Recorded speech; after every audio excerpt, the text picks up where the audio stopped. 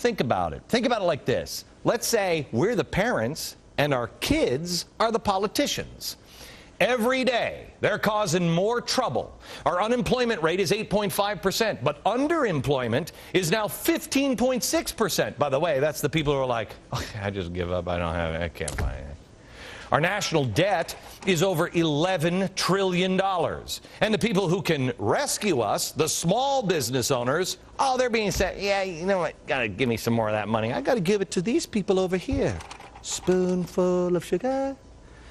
Our parent, you know, us, we sit back, we basically say, look at those crazy kids in Washington. Look at, they're burning down the house. Isn't it cute? Yeah. Who's got the matches? You do.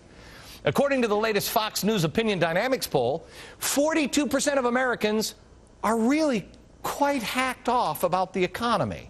But put down the abacus here, genius. That means that 52% of us are strangely not angry about what the government is doing by running the printing presses and printing money 24 hours a day, 7 days a week, bearing future generations in our selfish debt. So now that our kids have realized, your parents are sweet, man, they won't do anything, they're going to go even further. Forget the small stuff. Now, oh, they can get their fingers into our banks and the insurance company. Oh, I know. How about the auto industry? I've always wanted to build cars. But before we as parents hand the keys over to our 7-year-old, shouldn't we say, wait a minute, you even know how to drive? Let's look at their track record. In 1991, the lawmakers, only House bank had to be shut down. Why? House members bounced 8,300 bad checks worth of hundreds of thousands of dollars, all, your money. And they're like, well, I couldn't get it. Couldn't figure out, I carry the one or what. They were interest-free loans to Congress. None of them had any problem with the law because in their world, it wasn't against the law. In your world, oh yeah.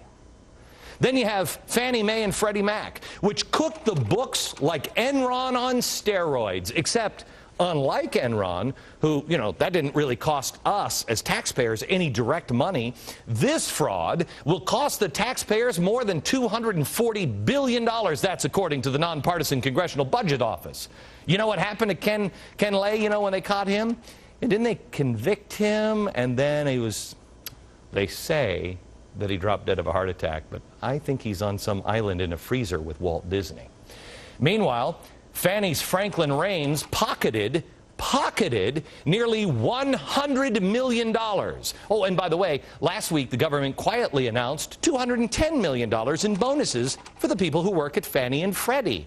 Wow, that's weird. That's almost like $45 million more than what made us march in the street and say we wanted to string up the evil AIG executives. I remember the president made a speech in Congress. What happened? What?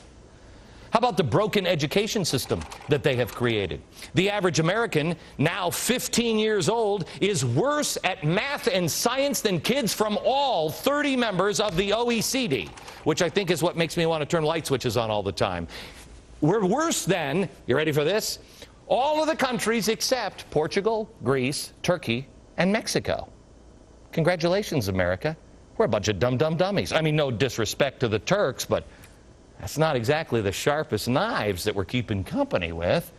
When are we going to learn? You know what? We better learn soon, or we ain't ever going to do it. We first have to admit we have a problem.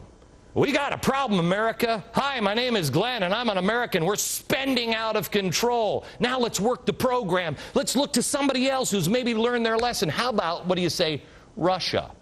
Russia has one of the world's least efficient car factories, with each of their workers producing just a quarter of the vehicles that we do each day, often with, handheld wrenches. No, it's a sweet operation they got over there. These aren't the cars that, you're actually out cruising for chicks in, They're kind of ugly and boxy, They've been making the same car for 40 years. Kind of makes a Volvo look sexy. Yet despite their lack of innovation or their efficiency, their government just keeps pumping billions of dollars of aids into the company. Why? Well, it's easy. to prevent the 3% of their workforce from rioting like we've seen in France, China, the Ukraine, the Czech Republic, which brings me right back, strangely enough, to being coddled. It might seem easier to ratchet down our anger than it is to stick to our principles, but you know what? If we don't stick to our principles, it's only going to make our leaders think that they can keep pushing us even further. They can't. It is time to stop being the nice, ambivalent parent and not say, not my kid. No, it's all the other kids over there. Start showing some tough love. Enough.